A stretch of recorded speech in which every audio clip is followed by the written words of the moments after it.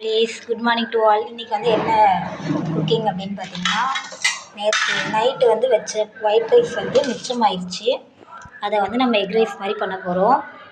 எப்படி பண்ணலான்னு பார்க்கலாம். அதுக்கு முன்னாடி வந்து வெங்காயம் வந்து கட் பண்ணி எடுத்தாச்சு. தேவையான பொருள் வந்து பார்த்திங்கன்னா, கருவேப்பிலை, பச்சை மிளகா, வெங்காயம், அதுக்கப்புறம் வந்து ஒயிட் ரைஸ் கொஞ்சம், முட்டை வந்து 3 முட்டை வாங்கிட்டு வந்து வச்சுருக்கேன்.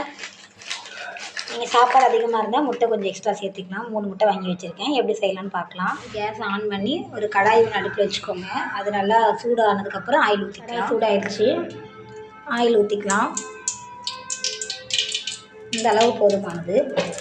பார்த்திங்கன்னா கடுகு, எண்ணெய் நல்லா கொதிச்சதுக்கப்புறம் கடுகு போட்டு பொரியணும்.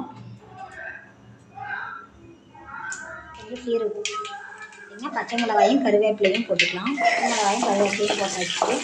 அப்படின்னா கட் பண்ணி வச்ச வெங்காயம் போட்டு நல்லா வதக்கிக்கலாம்.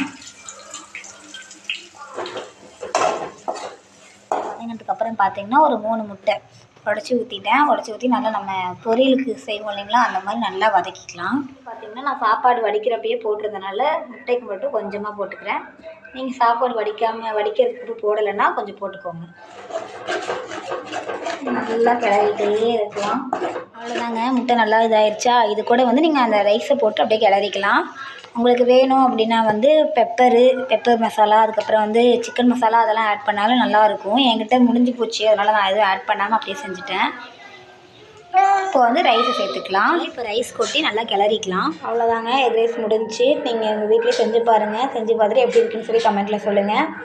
அடுத்த ஒரு வீடியோவில் பார்க்கலாம். பாய். நம்ம சேனலை தொடர்ந்து வீடியோ பார்க்குறதுக்கு நம்ம சேனலை சப்ஸ்கிரைப் பண்ணி வச்சுக்கோங்க.